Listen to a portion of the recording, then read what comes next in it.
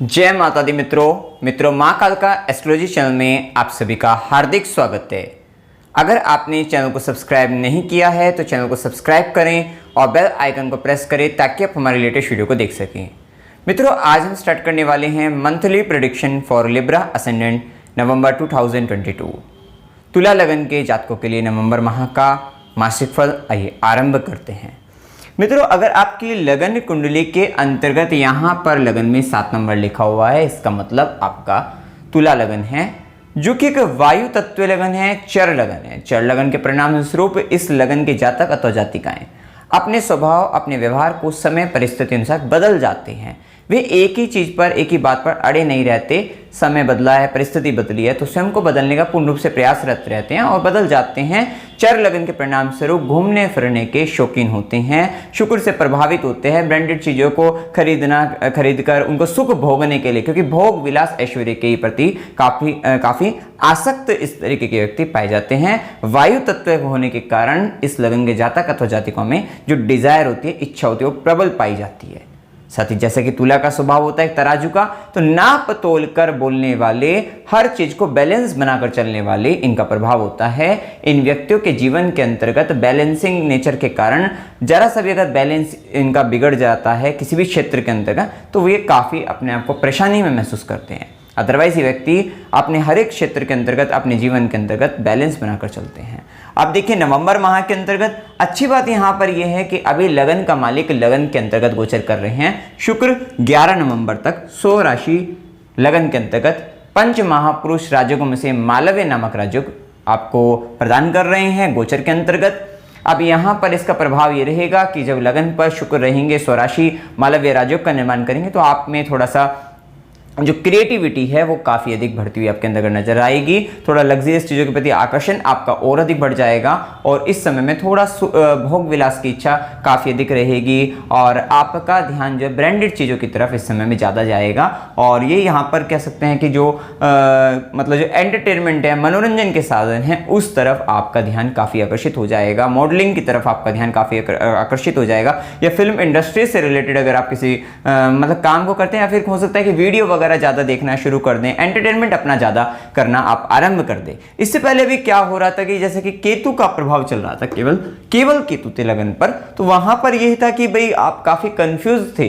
तो अब थोड़ा कंफ्यूजन मतलब कहीं ना कहीं शांति, थोड़ा कह सकते हैं थोड़ा शांति, कि केतु के कारण आप काफी कंफ्यूज थे, आप बड़े परेशान अपने आप से, स्वयं से आप असंतुष्ट थे। लेकिन अब यहां पर शुक्र का प्रभाव है, बुध का प्रभाव है, सूर्य का भी प्रभाव है, तो थोड़ा आराम यहाँ पर ये देते हुए ग्रह नजर आएंगे। केतु के प्रभाव में काफी, केतु के कारण आप थोड़ा माइंडलेस, हेडलेस कह सकते हैं, उस तरीके का प्रभाव आ रहा था। आप सोच रहे थे मैं कुछ कर रहा हूँ, कुछ हो ही नहीं पा रहा है, और काफी हद तक आप अपने आप से भाई कि मैं किसी काम में, मतलब इस तरीके की एक नेगेटिव फीलिंग आपके अंतर्गत आ रही थी। लेकिन वहीं पर ये जो मालव्य राजयोग बना है, ये आपको पॉजिटिव फीलिंग लेकर आएगा। और मालव्य राजयोग के साथ साथ ये जो और धन योग वगैरह बन रहे हैं कि आपका लाभ भाव का स्वामी, आपकी आय भाव का स्वामी लगन पर आया है, लग्नेश, फिर उसके बाद 11 नवंबर के बाद भी वो धन भाव में जाएगा, आय का मालिक खुद धन भाव में जाएगा, भाग्य का मालिक लगन पर, भाग्य का मालिक फिर धन भाव में। ये सारे एक प्रबल राजयोग आपके चार्ट में इस समय के अंतर्गत बन रहे हैं, जो आपको अच्छा खासा धन भी प्रदान करने वाले हैं। सुख सुविधा, क्योंकि मालव्य राजयोग के अंतर्गत सुख सुविधा,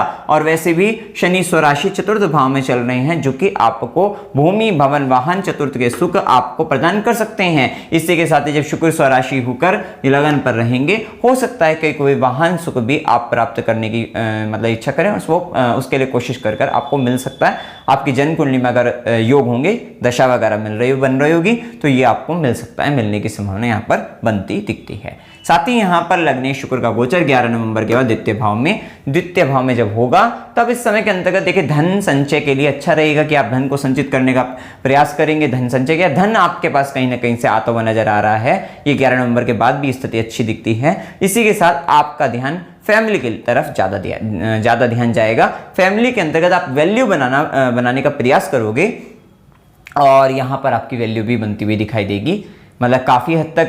कह सकते हैं एक शांति की ओर आप जा रहे हैं कि परिवार की तरफ से आपको अगर कोई समस्या चल रही थी तो वहाँ पर भी आपको थोड़ी शांति, और आप अपने मतलब यहाँ पर यही है कि आप अपनी फैमिली के अंतर्गत एक अच्छी खासी वैल्यू को बनाने का प्रयास करेंगे, और वहाँ पर आपका मेन फोकस जो रहेगा फैमिली को लेकर रहेगा, अपनी वाणी को लेकर रहेगा, अपने कुटुंबजन परिवार के लोगों को और अपने संचित धन को लेकर यहाँ पर प्रयास रहेगा, और जिस प्रयास के अंतर्गत आप काफी हद तक सफल भी होते हुए नजर आएंगे। क्योंकि यहाँ पर इन सब के साथ ये आपके धन भाव में जब 3 ग्रह आएंगे, सूर्य बुध शुक्र,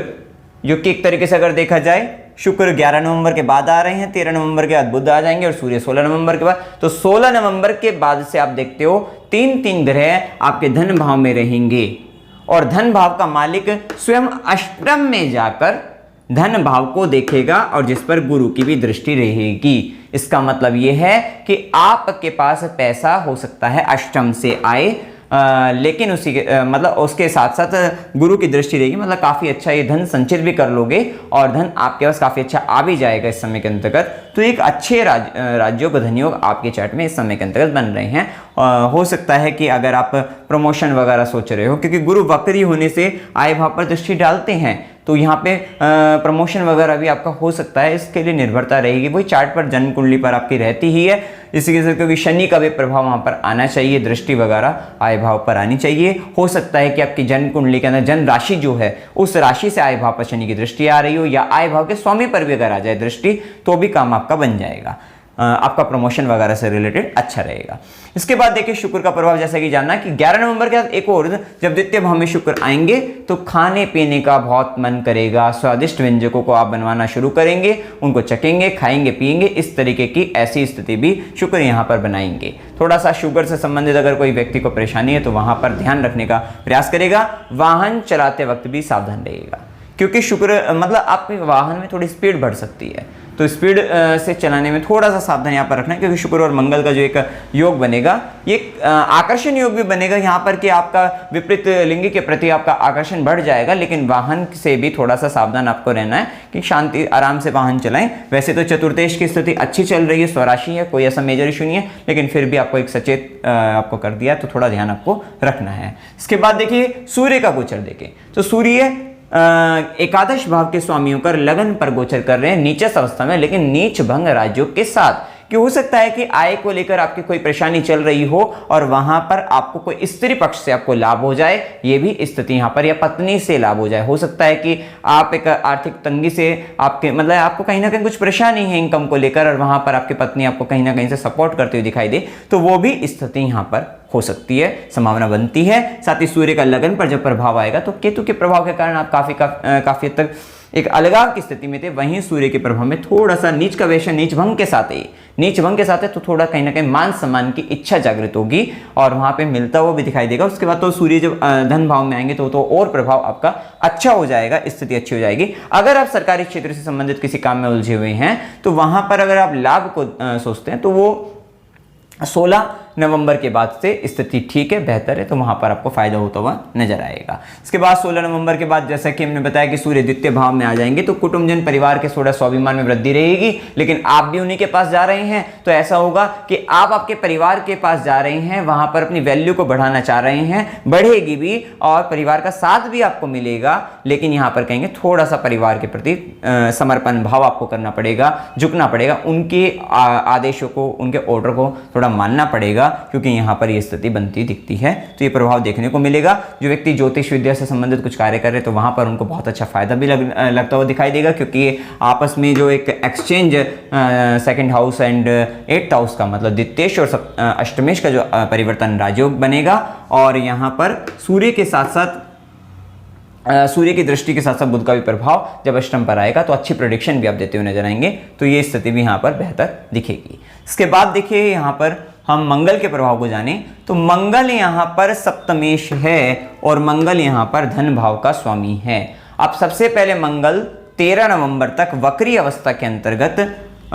नवम भाव में गोचर करेंगे। अब देखिए मंगल सप्तम का स्वामी है, धन भाव का स्वामी है, तो इनसे संबंधित क्योंकि ये वक्री है तो पहले पेंडिंग कर्म को पूरा करना पड़ेगा। हो सकता है कोई लंबे समय से आपका ये आपकी पत्नी से संबंधित या पति से संबंधित मतलब जीवन साथी से संबंधित मतलब लाइफ पार्टनर से रिलेटेड, या हो सकता है कि व्यापार के अंतर्गत मतलब बिजनेस पार्टनर से रिलेटेड या व्यापार से संबंधित कुछ पुराने पिछले पेंडिंग कर्म आपके मतलब पेंडिंग वर्क रह रहे हो, उन सबको अब आप पूरा करते हुए नजर आएंगे। हो सकता है कि पिछले पुराने पड़े हो तो वो करते हुए नजर आएंगे, वो आपका भी लंबे समय तक आप पूरा करोगे, ऐसा यहाँ पर कह सकते हैं, क्योंकि मंगल अभी वक्री ही रहेंगे। 30 अक्टूबर से वक्री हुए हैं, 13 जनवरी तक ये वक्री अवस्था के अंतर्गत हैं, तो यहाँ तक आप ये कर्म करते हुए ज़्यादा नजर आओगे। और हो सकता है कि फैमिली से रिलेटेड भी, परिवार से संबंधित भी, जो आपका संचित धन है, सेविंग है, उससे आपने जो धन संचित किया है उससे रिलेटेड कुछ आपके पेंडिंग वर्क हैं, तो वो सब अब आप कंप्लीट करते हुए नजर आएंगे। हो सकता है कि परिवार का कोई कुटुंब का कोई काम आपका पड़ा हो, तो वो भी आप इस समय के अंतर्गत पूर्ण करते हुए नजर आएंगे, मतलब पेंडिंग काम का समय ये रहेगा। इसी के साथ यहाँ पर एक बात और रहेगी कि मंगल यहाँ पर सप्तमेश बनकर जब ये नवम में गोचर करेंगे, ये अच्छा है, ये आपको व्यापार वगैरह के लिए अच्छा रहेगा, लाभ देगा, सही रहेगा, बढ़िया रहेगा। लेकिन ये जब मंगल आपका जब नवम में आएंगे, मंगल जब नवम में आएंगे मतलब कि आपके व्यापार के लिए तो अच्छा है, लेकिन फैमिली से, क्योंकि ये आपस में 6-8 का संबंध बन गया नवम और द्वितीय में, तो कह सकते हैं कि 13 नवंबर तक आपको फायदा तो लगेगा, लेकिन परिवार से दूर जाकर लगेगा। परिवार के समक्ष वहां पर आपका भाग्य का साथ आपको कम मिलेगा, लेकिन हाँ दूर अगर आप जाते हैं तो वहां पर आपको आपके धन के लिए, परिवार के लिए, भाग्य के लिए अच्छा रहेगा, मतलब वहां पर आपको लाभ मिलता हुआ नजर आ रहा है। उसके बाद 13 नवंबर के बाद स्थिति ये बनती है कि मंगल यहां पर वृषभ राशि में अष्टम भाव में आ जाएंगे। अब यहां पर विशेष सावधान आपको रहना है, आपके लाइफ पार्टनर आपको या बिजनेस पार्टनर आपको धोखा दे सकते हैं, चीटिंग हो सकती है व्यापार के अंतर्गत, या फिर लाइफ पार्टनर, बिजनेस पार्टनर आपके लिए, क्योंकि लगन सिस्टम में आया है और राहु स्वयं चल रहे हैं, आपके लिए कष्ट उत्पन्न कर सकते हैं, उनको हेल्थ का इश्यू आ सकता है। तो विशेष सावधान आपको देना है जब मंगल वृषभ राशि में आ जाएंगे। और ये वृषभ राशि के अंतर्गत जैसा कि हमने बताया, ये मार्च तक यहाँ पर 13 मार्च तक रहेंगे। लेकिन एक बात का और ध्यान रखना, अभी जब मंगल तो अब अष्टम में चले गए हैं, लंबे समय के लिए जब कोई रह जाता है तो विशेष ध्यान ये देना कि वो उस तरीके के काम अवश्य कराएगा ही कराएगा। मतलब यहाँ पर राहु सप्तम में है, जो कि इस बात को बताते हैं कि थोड़ा व्यापार को लेकर इच्छा भी बहुत अधिक बढ़ रही है, और यहाँ पर क्योंकि सेक्सुअल डिजायर भी बहुत अधिक रहती है, वो भी फुलफिलमेंट नहीं हो पा रहा है, उसके लिए व्यक्ति कहीं मतलब उसके लिए भी थोड़ा नेगेटिव कह सकते हैं यहाँ पर, या फिर प्राइवेट पार्ट से रिलेटेड, ये प्राइवेट पार्ट से रिलेटेड आपको स्वयं को कुछ दिक्कतें हो सकती हैं, ये भी यहाँ पर कह सकते हैं। और साथ ही सप्तमेश जब अष्टम में जा रहा है, लंबे समय के लिए जा रहा है, ये धोखा दे सकता है। पहली बात तो विवाह, अगर आप विवाह करने की सोच रहे हैं तो अभी थोड़ा सा बचेगा, शांति बनाए रखेगा, क्योंकि गलत व्यक्ति आपके साथ जुड़ सकता है, आपको धोखा मिल सकता है, और वो मायावी व्यक्ति हो सकता है, थोड़ा झूठ वूठ बोल सकता है, तो उस तरीके की स्थिति हो सकती है। अगर आप मैरिड हैं, विवाहित हैं, तो वहां पर जो आपका पार्टनर है वो बीमार भी रह सकता है, तो वो आपके लिए कहीं बीमार रहकर कष्ट उत्पन्न करेगा, या फिर वो आपसे अगर नेगेटिव चार्ट है आपका चार्ट अगर नेगेटिव है, वहां पर दशा वगैरह नेगेटिव है, तो वो डिवोर्स की बात कर सकता है आपके साथ, तो वो स्थिति मतलब हो सकती है, संभावनाएं वहां पर ये बनेगी। तो थोड़ा, और या फिर बिजनेस पार्टनर है तो वो भी कहीं ना कहीं षड्यंत्र रचेगा, गलत काम करेगा आपके साथ, और आपके लिए लगन सिस्टम है तो वो आपके लिए कष्ट उत्पन्न करने वाला रहेगा। तो यहां पर देखो, निर्भरता सारी आपकी जन्म कुंडली दशा अंतर्दशा पर रहती है, इस बात का हमेशा ध्यान रखिएगा। लेकिन गोचर में जब आता है करे तो कहीं ना कहीं तो उससे रिलेटेड आपको मिलेगा ही मिलेगा, उस तरीके के रिजल्ट आपको देखने को मिलेंगे। तो ये मंगल का गोचर बहुत ज्यादा ध्यान रखना है। अब इसके अंतर्गत भी जैसा हमने बताया है कि जब 17 जनवरी से शनि की भी दृष्टि पड़ जाएगी, तो 17 जनवरी से अगर शनि की दृष्टि और अगर आपका मंगल मार्गी हुआ, तो यहां पर आपने देखा कि 13 जनवरी का मंगल मार्गी है, और जन्म कुंडली में अगर मंगल मार्गी मिला तो उस समय में बहुत मतलब वहां पर विशेष सावधान रहना है। सप्तम से संबंधित अच्छे रिजल्ट आपको नहीं मिलेंगे। व्यापार के अंतर्गत भी आपको, अगर आपका व्यापार उस समय में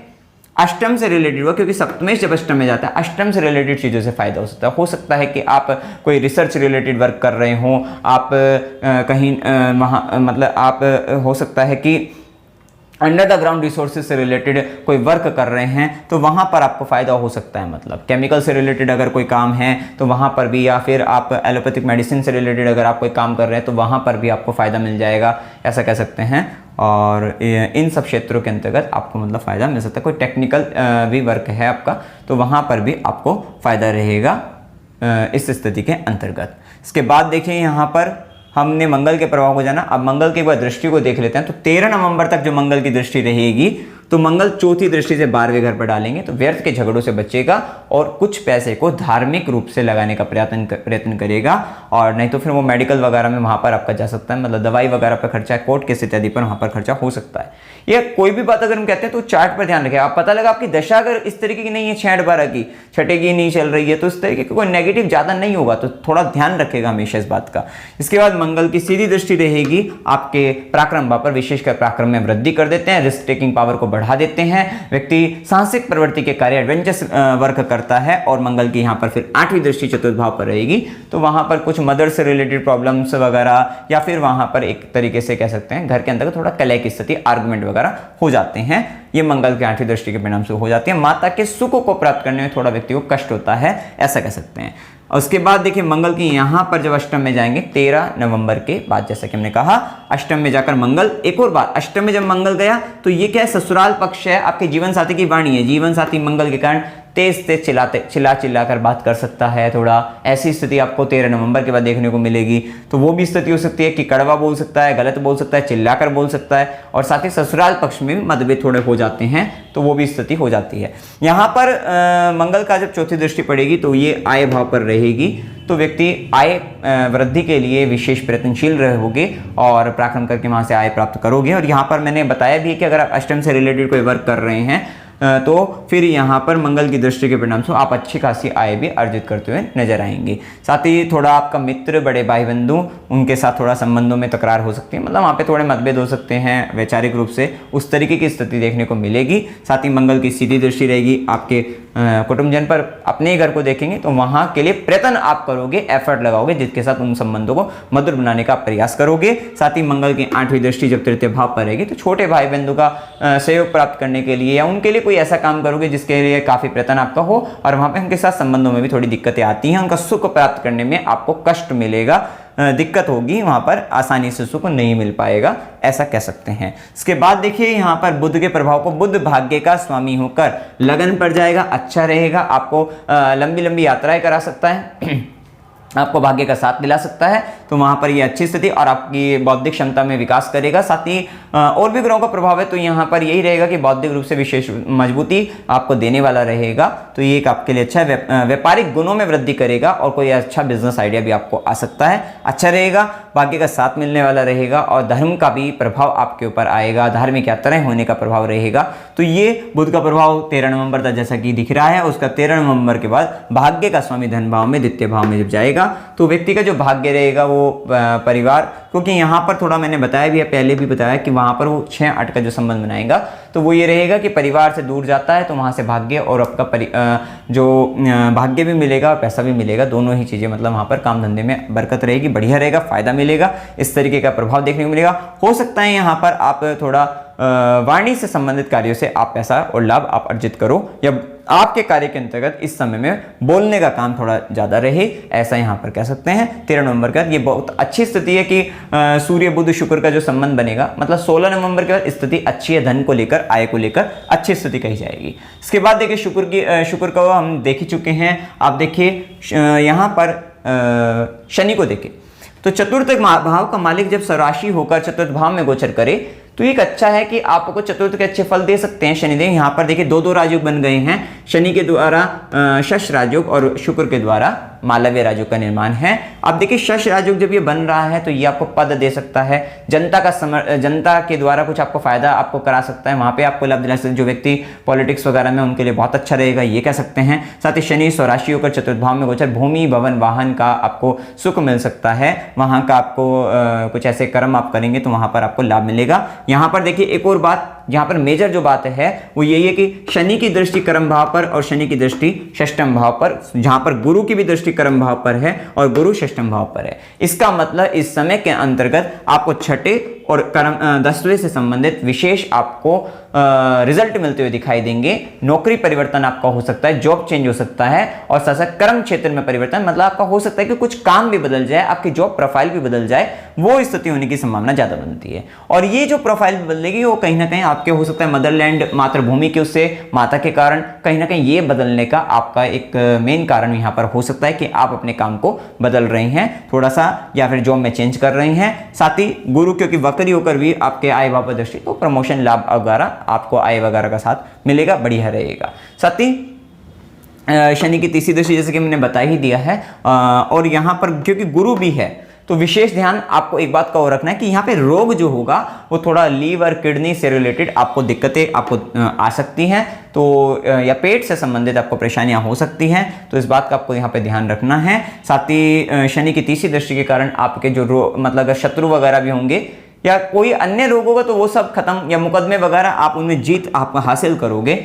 ऐसा कह सकते हैं। जीतोगे, मुकदमे वगैरह कुछ इस तरीके के होगा तो वहां पर आपको फायदा, मतलब वहां पर आप जीत जाओगे, क्योंकि गुरु भी वक्री होकर आपके लाभ भाव पर भी दृष्टि डाल रहे हैं, तो इच्छा पूर्ति आपकी हो जाएगी, लाभ मिल जाएगा आपको उसमें। साथ ही शनि की सीधी दृष्टि जैसे कि हम बता ही चुके हैं, और दशम दृष्टि लगन पर रहेगी। आप कहीं ना कहीं लगन पर केतु चल रहे हैं, शनि की दृष्टि पाप प्रभाव है, जिसके कारण हमने बताया अभी सूर्य बुध और शुक्र तीनों का जो गोचर हो रहा है वो आपको कहीं ना कहीं शांति देगा। वहीं शनि की दशम दृष्टि जब लगन पर रहती है तो व्यक्ति कहीं ना कहीं अपने लिए कर्म करने पड़ते हैं, उसको अपने पर्सनैलिटी को लेकर, सामाजिक रूप से अपनी छवि को लेकर कर्म करना पड़ रहा है, अपने आप को एक तरीके से प्रूफ करने का आपको प्रयास कर रहे हैं आप कि भाई हम सही हैं या गलत, मतलब जो भी आपका चल रहा है उसके अंतर्गत कहीं ना कहीं अपने को लेकर आपका ज़्यादा ध्यान जाता है, स्वयं को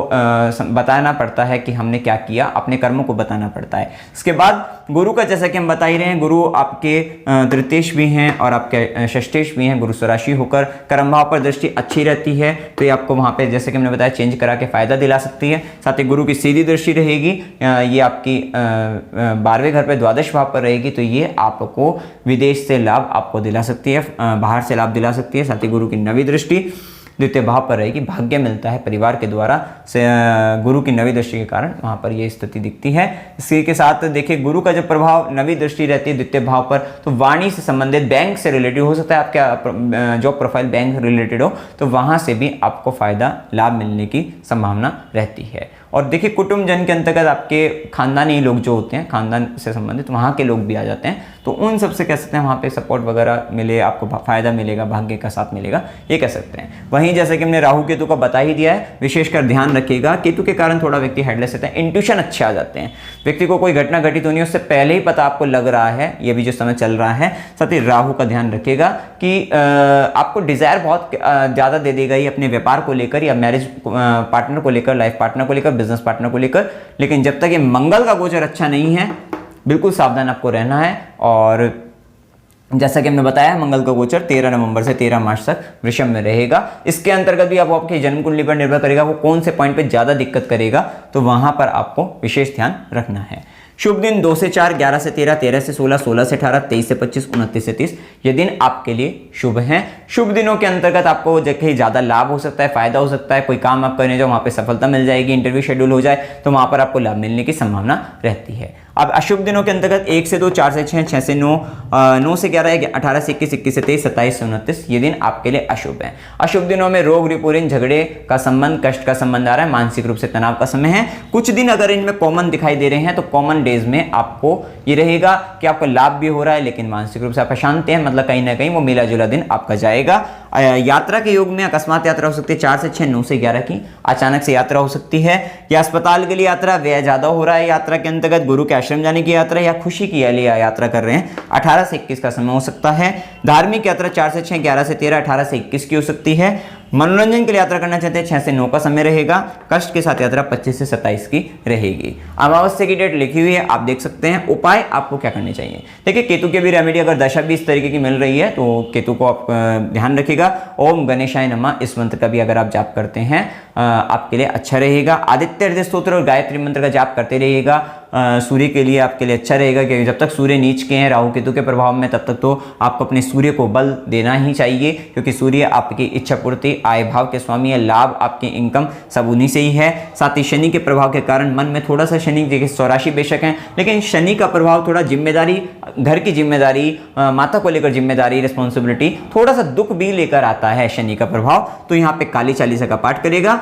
और अभी मंगल जब तक अष्टम में है, हनुमान अष्टक जैसा कि हमने बताया है, हनुमान अष्टक का पाठ, हनुमान चालीसा ये जरूर करते रहेगा, आपको लाभ रहेगा। तो मित्रों, जानकारी अगर आपको अच्छी लगी वीडियो को लाइक कीजिएगा, शेयर कीजिएगा और चैनल को सब्सक्राइब कीजिएगा। जय माता दी।